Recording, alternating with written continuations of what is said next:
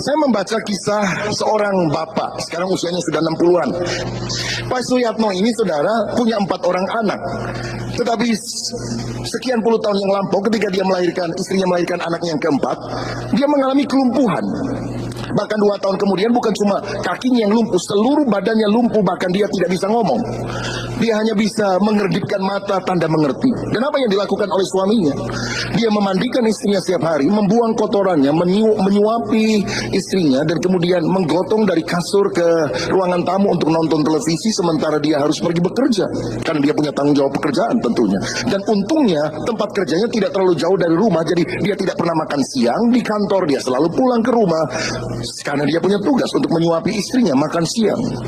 Dan kemudian dia kembali lagi ke kantor, bekerja sampai sore, dan waktu dia pulang dia mandikan istrinya, dan kemudian dia nemani istrinya nonton TV. Dan satu hal yang luar biasa, dia selalu cerita kepada istrinya apa yang dialami sepanjang hari itu di kantor, di tempat kerja, dan dimanapun dia pergi. Padahal istrinya tidak bisa merespon dengan menjawab, hanya mengerdipkan matanya.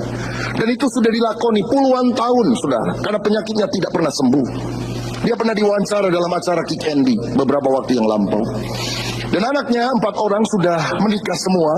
Satu kali mereka datang ke rumah dan berkata, Papa puluhan tahun merawat mama, sekarang giliran kami yang merawat mama. Tapi Pak Suyatno bilang, tidak, Papa yang harus merawat mama. Kamu punya keluarga masing-masing, kamu rawat keluargamu masing-masing dengan baik. Lalu anak yang sulung dengan hati-hati bilang, maaf Pak, tapi seingat saya, ini permintaan saya keempat. Papa apa nggak mau menikah lagi? Dia bukan orang Kristen, saudara. Kan di agama kita boleh nikah lebih dari 1 orang. Mama jangan diceraikan, tapi punya istri yang berikutnya untuk bisa meladeni Papa. Dan dia jawab, jika nikah itu untuk memuaskan hawa nafsu, aku mungkin sudah melakukannya. Tetapi ketika mamamu sehat, dia yang merawat kita. Kalau dia sakit, dia tidak pernah minta hal itu. Bukan maunya dia. Jadi Papa harus menunjukkan komitmen pernikahan yang aku sudah buat dengan mama.